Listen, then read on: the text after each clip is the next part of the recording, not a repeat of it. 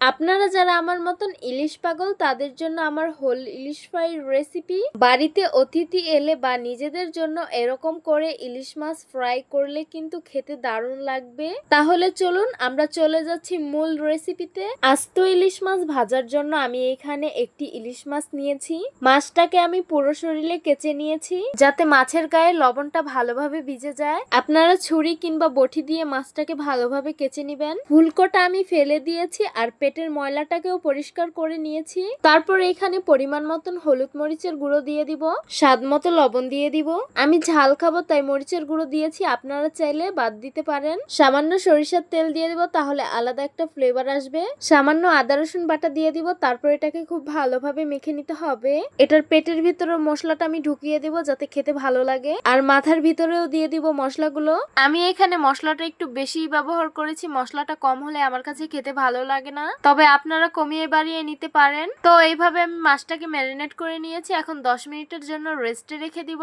চুলায় একটা প্যান বসিয়ে দিয়েছি, এখন পরিমাণ মতন তেল দিয়ে দিব। তেলটা আমি সামান্য গরম করে নিয়েছি। ম্যারিনেট করে রাখা আস্ত মাছটাকে দিয়ে দিব। তেলটা বেশি গরম হয়ে গেলে উপর থেকে কুক হয়ে যাবে আর ভিতরে কিন্তু কাঁচাই থেকে যাবে, তাই তেলটাকে অল্প গরম করতে হবে আর চুলার জালটাকে মিডিয়াম আঁচেই রাখতে হবে। মাছটাকে আমি সুন্দরভাবে ঘুরিয়ে ঘুরিয়ে কিন্তু কুক করে নিচ্ছি, দেখতেই পাচ্ছেন মাছটা কিন্তু এক পাশ কুক হয়ে গেছে। এখন আমি অপর পাশটি ঘুরিয়ে কুক করে নিব।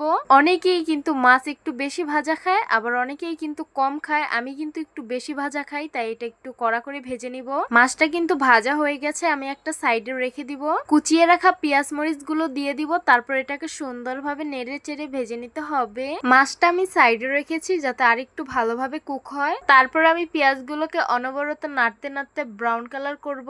ইলিশ মাছ ফ্রাইয়ের সাথে পেঁয়াজ মরিচ ভাজা যারা খান তারাই জানেন আসলে এটার স্বাদ কত। এখন কিন্তু আমি মাছটাকে উঠিয়ে ফেলবো, না হলে কিন্তু অনেক বেশি ভাজা হয়ে যাবে। পেঁয়াজগুলো কিন্তু ব্রাউন কালার হয়ে আসছে, দেখতেই পারছেন। আমি কিন্তু আগে কোনো মাছই খেতাম না। একদিন আম্মু ইলিশ মাছ ফ্রাই করে ভাত খাইয়ে দিয়েছিল, সেই দিন থেকে কিন্তু আমি ইলিশ পাগল হয়ে গেছি। দেখতেই পারছেন বেরেস্তাটা কিন্তু ভাজা হয়ে গেছে। এখন আমি উঠিয়ে নিব।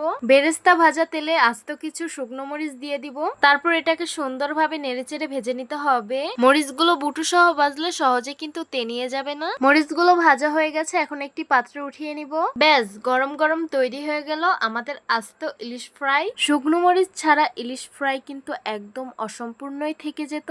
তো আমার মতন কারা কারা ইলিশ লাভার তারা অবশ্যই কমেন্ট করে জানাবে। আর যারা ইলিশ মাছ পছন্দ করো না তারা হচ্ছে বোকা। এই তো উপর দিয়ে কিছু বিলাতি ধনিয়া পাতা কুচি দিয়ে ডেকোরেশন করে নিলাম। গরম ভাতের সাথে ইলিশ মাছ ফ্রাই বলতে বলতে মুখে পানি চলে আসছে। তো আশা করছি আমার আজকের রেসিপি আপনাদের কাছে অনেক অনেক বেশি ভালো লাগবে। ভালো লেগে থাকলে আমাদের ইউটিউব চ্যানেলটি সাবস্ক্রাইব করবেন, আর যারা আমার ফেসবুক পেজ থেকে দেখছেন পেজটিকে ফলো করবেন। সবাই অনেক অনেক বেশি ভালো থাকবেন, সুস্থ থাকবেন আর সিস্টার্স কিচেনের সাথেই থাকবেন। আবারও কথা হবে কোনো নতুন ভিডিওতে। তাহলে আজকে এই পর্যন্তই। আল্লাহ হাফিজ।